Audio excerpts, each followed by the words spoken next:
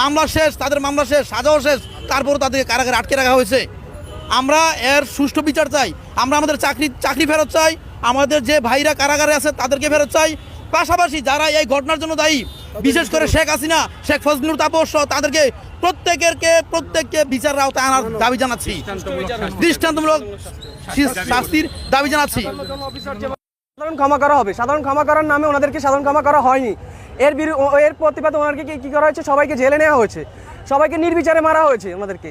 তো আমাদের তো ভবিষ্যতের, এখন আমাদের ভবিষ্যৎ অন্ধকারের মুখে চলে গিয়েছিল। আমরা আমাদের বাবাকে পাইনি, অনেক বছর জেলে ছিল, কষ্ট করেছি, আমরা না খেয়ে পড়েছিলাম, আমরা এর থেকে খুঁজে আমরা খেয়েছিলাম।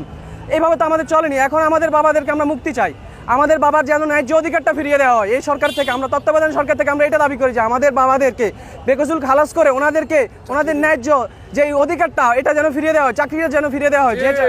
যে চাকরি পাবে ওনাদেরকে